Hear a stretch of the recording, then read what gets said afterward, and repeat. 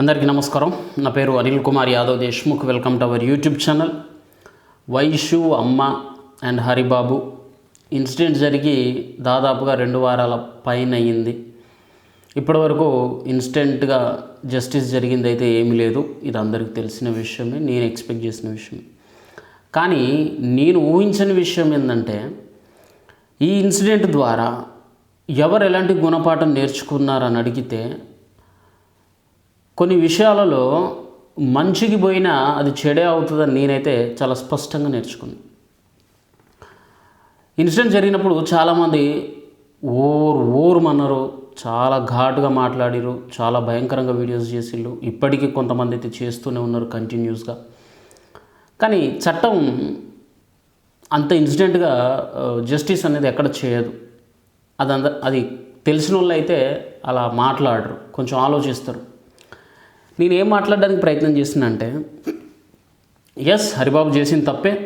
దాని గురించి ఖచ్చితంగా ప్రతి ఒక్కరూ హరిబాబుకు శిక్ష పడాలని చెప్పి ప్రతి ఒక్కరు పోస్టులు పెట్టడం న్యాయమే, కాదన్నట్లేదు. ఎట్ ఏ టైం అమ్మాయిల్ని కూడా జాగ్రత్తగా ఉండమని ఒక మాట చెప్పితే బాగుంటుంది కదా అని ఒక ఉద్దేశంతో నేను ఒక 2 వీడియోలు పోస్ట్ చేస్తే, ముందు ఒకటే చేసిన, దాని కింద ఏదో అంటారు చూసిన, దొరని మింగలేక తొత్తును మింగినట్టుగా ఆ చేసినోడిని ఏమి వీకలేక, అరే ఆడపిల్లలు మీరు కూడా భద్రంగా ఉండాలమ్మా, ధైర్యంగా ఉండాలి, జాగ్రత్తగా ఉండాలి. ప్రేమ అని రోడ్ల మీద తిరిగే బోగ్గాళ్ళ మాటలు వినడం, లేకపోతే సూసైడ్ చేసుకున్నంత మాత్రాన వాడు మన కోసం నిజంగానే చచ్చిపోతాడేమో, లేకపోతే వాడికి మనం నిజంగా ఒక దేవతలాగా మనల్ని జీవితకాలం పూజిస్తాడేమో అనే భ్రమల్లో బతకండమ్మా. అట్లా బతికి మీ ప్రాణాలని తొందరగా తీసుకోకండి. ఎందుకంటే ఆ బతుకు ఎక్కువ కాలం ఉండదు. భ్రమల్లో ఎక్కువ కాలం జీవించలేరు ఎవరు కూడా. నిద్రలో ఎవరు ఎక్కువ కాలం ఉండలేరు. ఖచ్చితంగా మేల్కోవాలా, ఖచ్చితంగా పని చేసుకొని బతకాలా, ఖచ్చితంగా ఆ భ్రమల నుంచి బయటికి రావాలా, రియాలిటీలో జీవించాలి. కాబట్టి కొంచెం జాగ్రత్తగా ఆలోచించండి అని చెప్పిన. అట్లనే తల్లిదండ్రులకు కూడా మీరు మరీ మైనర్ అమ్మాయిలకు పెళ్లి చేయకండి. ఫస్ట్ వాళ్ళు ఏం అవ్వాలనుకుంటున్నారు భవిష్యత్తులో, వాళ్ళ జీవితంలో వాళ్ళకంటూ ఒక గోల్ ఏదో ఒకటి ఉంటుంది కదా. ఒక యాక్టింగ్ అంటే ఇష్టం అని చెప్పడం, లేకపోతే ఒక డాక్టర్ అవ్వాలనడం, లేకపోతే కొంచెం ఇంకొక గట్టిగా చదువుకోవాలనుకోవడం, లేకపోతే ఏమన్నా పని నేర్చుకోవాలనుకోవడం, ఏదో ఒక గోల్ ప్రతి మనిషికి ఒకటి ఉంటుంది. పోనీ వ్యవసాయం చేయాలనుకోవడం, ఏదో ఒకటి ఉంటుంది. లేబర్ పని చేయాలనుకోవడం, కూలి పనికి వెళ్ళాలనుకోవడం, ప్రతి ఒక్కరికి ఏదో ఒకటి ఉంటుంది. దాన్ని కనీసం ఒక 18 సంవత్సరాలు దాటే వరకు కంటిన్యూ చేయండి అంటాను నేను. ఆ తర్వాత వాళ్ళకంటూ కొంత మెచ్యూరిటీ వస్తుంది. వాళ్ళ లైఫ్లోకి ఎవరు వస్తే కరెక్ట్ అన్న నిర్ణయం వాళ్ళు తీసుకుంటారు. ఈ లోపల తొందరపడి అమ్మాయిలకు పెళ్లి చేసి వాళ్ళ గొంతులు పోయకండి అని చెప్పి తల్లిదండ్రులకు కూడా చెప్పే ప్రయత్నం చేసిన. కానీ సో కాల్డ్ పీపుల్ వాళ్ళందరూ చాలా మేఘాల మీద ఆవురావురమంటూ ఏదో నేనేదో మాట్లాడకూడని మాటలు ఏదో మాట్లాడినట్టుగా, నేనేదో చెప్పకూడని వాక్యాలు చెప్పినట్టుగా, నేనేదో హింసని ఎంకరేజ్ చేసినట్టుగా, హత్యల్ని ప్రోత్సహించినట్టుగా ఫీల్ అయిపోయి, దీనమ్మ నోటికొచ్చిన బూతులు, నోటికొచ్చిన మాటలు, అసలు ఆడలేదు, మగ లేదు, చిన్న లేదు, పెద్ద లేదు, దీని తల్లి ఎవ్వడు చూడు, ఏదో సినిమాలు అంటారు కదా, ఆ రేంజ్లో కొంతమంది, పూర్తిగా కాదు, నాకు మద్దతు ఇచ్చే సంఖ్య మద్దతు ఇచ్చింది.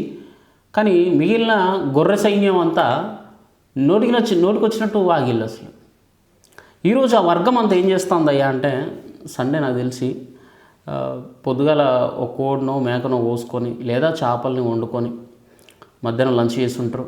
సాయంత్రం అయితే ఐపీఎల్ స్టార్ట్ అవుతుంది. సో ఐపీఎల్ మ్యాచ్ చూసుకుంటూ ఎంజాయ్ చేస్తారు. అంతే తప్పితే వైషు కోసం వాళ్ళు ఏదో రోడ్ల మీదకి వచ్చి కొట్లాడరు. అట్లా వీడియో చేసిందని చెప్పి నా కోసం వాళ్ళు నిద్రాహారాలు మానేసి నా కోసం ఎదురు చూస్తూ కూర్చోరు. ఏంటంటే వాళ్ళకు ఆ కొంత టైంని ఏ విధంగా వేస్ట్ చేయాలి అర్థమవుతుందా?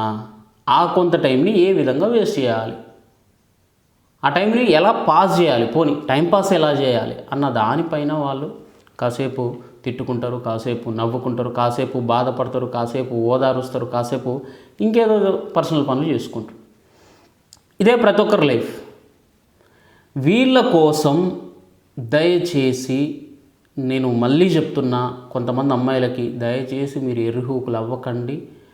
జెన్యూన్గా ఉన్న మగాళ్ళని ఎర్రిపోకుల్ని చేయకండి. రెండూ చెప్తాను నేను.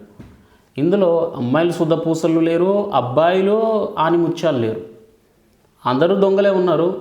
కాకపోతే మెజారిటీ బలం ఎక్కువ మగాళ్ళకు ఉంటుంది కాబట్టి కొంత ఇబ్బందికి గురయ్యేది ఎటుబడి అమ్మాయి అవుతుంది.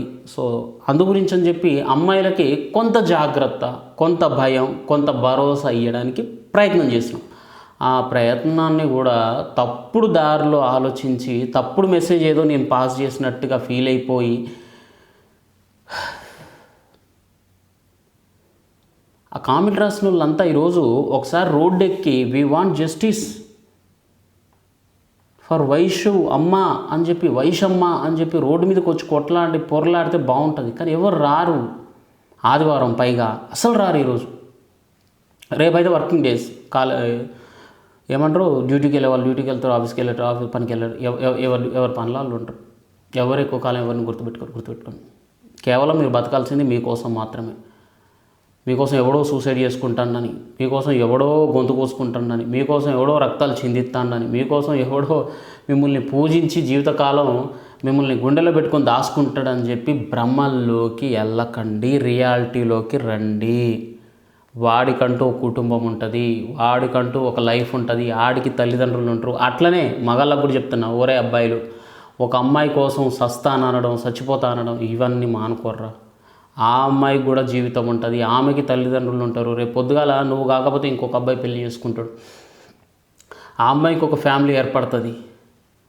ఎవరి కోసం ఎవరు సావద్దు అని చెప్పడానికే నా ప్రయత్నం. ఈ ప్రయత్నాన్ని కూడా నేను ఎవరికో మద్దతు ఇచ్చినా, నేను ఎవరికో సపోర్ట్ చేసినా అని చెప్పి వాగిన వాళ్ళంతా ఇప్పుడు ఎక్కడున్నారో, మరి ఏం చేస్తారో, ఏం తింటాలో, ఏం తాగుతారో. కానీ ఫస్ట్ అవతలోడు చెప్పే మాటల్ని పూర్తి వినండి. అందులో మంచి ఉంటే గ్రహించండి, మంచి లేదు అనుకున్నప్పుడు సైలెంట్గా మింగేయండి. అంతేగాని సగం అర్థం చేసుకొని అటు ఇటు కాకుండా కామెంట్ రాస్తే మాత్రం మీకే నష్టం. మీకు తప్పితే ఎవరికి నష్టం లేదు. ఎందుకంటే రేపు పొద్దుగాల ఆ వైషు ప్లేస్లోకి ఇంకొక ఆడపిల్ల వెళ్ళకుండా ఉండాలనేది నా కోరిక. ఎందుకంటే అలాంటి సైకోలు అలానే బిహేవ్ చేస్తారు. మందు తాగి వాడు చచ్చిపోదాం అనుకున్నప్పుడు రేపు పొద్దుగాల వాడు మందు తాగి, మందంటే ఏదో బీర్ బాటిల్, బ్రాండీ బాటిల్ ఇది తాగి ఆ మైకంలో మిమ్మల్ని చంపేయచ్చు అంటాను నేను. వాడు చంపుకుందాం అనుకున్నాడు, అవతల మనిషిని చంపడం పెద్ద విషయం కాదు. ఇది గుర్తుపెట్టుకోవాలా మీరు. నా ప్రాణం మీద నాకు తీపి ఉన్నప్పుడే అవతల ప్రాణం మీద నాకు ఒక వాల్యూ, ఒక విలువ ఉంటుంది. నా ప్రాణం మీద నాకు విలువ లేనప్పుడు అవతలోడి ప్రాణం నాకు ఇట్లా చిటికేసినంత ఈజీగా ఉంటుంది. ఏదో ఒక ఈగో దోమను చూసినట్టు చూస్తాను నేనే కాదు, ఈ భూమి మీద ఎవడైనా. కాబట్టి అటువంటి ప్రయత్నాలు చేసే ఏ ఎదవని ఎంకరేజ్ చేయొద్దు. అట్లనే ప్రయత్నం చేసిండు కదా అని చెప్పి వాడికి తలొంచి తాళి కట్టించుకోవద్దు. అర్థం చేసుకోండి. అమ్మాయిలు అర్థం చేసుకోండి, అమ్మాయిల తల్లిదండ్రులు కూడా అర్థం చేసుకోండి. ఓ 25 సంవత్సరాలు మీ కూతురు మీకు భారం అరా నాకు అర్థం కాదు. 16-17 రాగానే పెళ్లి చేయాలి, అత్తగారింటికి పంపాలని చెప్పి ఏదో ఆడపిల్ల అంటే అదొక బరువులాగా ఫీల్ అయిపోతారు. ఎందుకంటే నాకు అర్థం కాదు.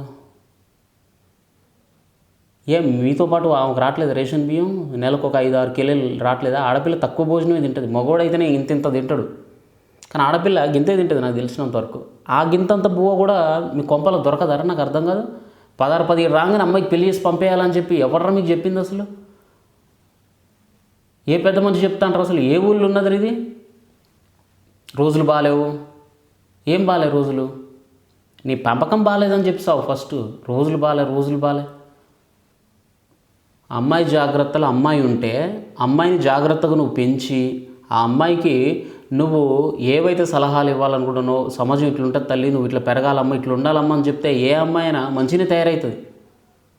సరే, 1-2 సహజం, స్కూల్ స్టేజ్లోనో, ఇంటరో, డిగ్రీయో ఏదో ఒక పొజిషన్లో ఆ అమ్మాయికి కొన్ని థాట్స్ వచ్చి చుట్టుపక్కల సమాజాన్ని, చుట్టుపక్కల జనాలను చూసి ఆ అమ్మాయికి ఓకే కోరికలు కలగవచ్చు, నేను కాదనట్లేను. ఒక మనిషి పైన అమ్మాయి మనసు పడవచ్చు, నేను కాదనట్లేను. పడ్డంత మాత్రాన అక్కడే పెళ్లి చేసేయాలని చెప్పి దయచేసి అట్లా రూల్స్ పెట్టుకోకండి మీరు. ఎందుకంటే దాని తర్వాతనే అమ్మాయికి నిజమైన జీవితం అంటే ఏందనేది తెలుస్తుంది. ఖచ్చితంగా జీవితంలో ఒక ఎదురు దెబ్బ ఎవరికేం తగులుతుంది. అది మనిషి అయి పుట్టిన ప్రతి ఒక్కడికి, ఇప్పుడనే కాదు మీ కాలంలో కూడా, మన తల్లిదండ్రుల కాలంలో కూడా ఇలాంటిది ఒకటి ఉంటుంది. అనుభవం ఉంటుంది వాళ్ళకి ఖచ్చితంగా. మన తాతల తండ్రుల దగ్గర నుంచి ఎప్పటి నుంచో ఉంటుంది ఆ అనుభవం. అక్కడి నుంచే నిజమైన జీవితం ప్రారంభమవుతుంది, అది అమ్మాయికైనా అబ్బాయికైనా.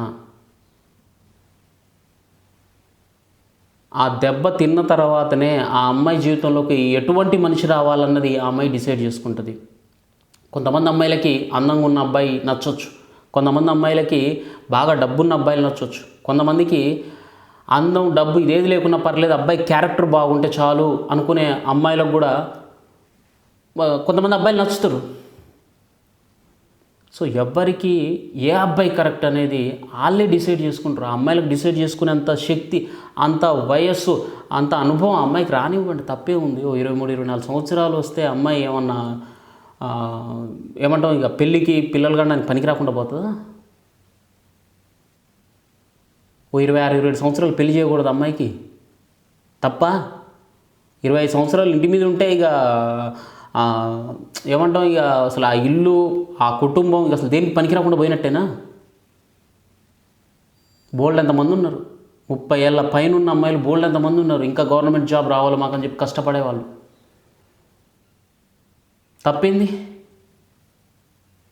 సో నేను చెప్పేది ఏంటంటే, అమ్మాయిలకు తొందరపడి పెళ్లి చేయడం ఆ తల్లిదండ్రులు తప్పు. తర్వాత సూసైడ్ చేసుకున్నాడని చెప్పి ఆ అబ్బాయిని యాక్సెప్ట్ చేయడం ఆ అమ్మాయి తప్పు. వీళ్ళిద్దరికంటే నమ్మి వచ్చిన ఆడదాన్ని గొంతు కోయడం వాడిది ఇంకా పెద్ద తప్పు. సో ఈ మూడింటిని తప్పు అని చెప్పగలగాలంటాను నేను. అబ్బాయి తప్పే, చంపడం 100కి 100% ఒక ప్రాణం తీసే హక్కు ఈ భూమి మీద ఎవరికి లేదు. ఒకరి ప్రాణాన్ని తీసే వాడు తప్పే, వాడిని తప్పు అన్నాం. ఎట్ ఏ టైం అమ్మాయిది కూడా ఈ పొరపాటు ఉంది, ఇలా ఎవరు చెయ్యొద్దు అని కూడా చెప్పగలగాలంటాను నేను. అట్లా చెప్పలేనప్పుడు మీరు మూసుకోండి, చెప్పేటోళ్ళని కనీసం మాట్లాడనివ్వండి, వాళ్ళకి ఆ రైట్, ఆ స్వేచ్ఛనివ్వండి. ఇట్లా మాట్లాడితే వాడి మీద ఇంకేదో ముద్రనేసి వీడు అలాంటి వాడే, వీడికి ఇట్లా జరగాలి, వీళ్ళ చెల్లెకి ఇట్లా జరగాలి, వీళ్ళింటి ఇట్లా జరగాలి. థ్యాంక్ యూ, జై హింద్.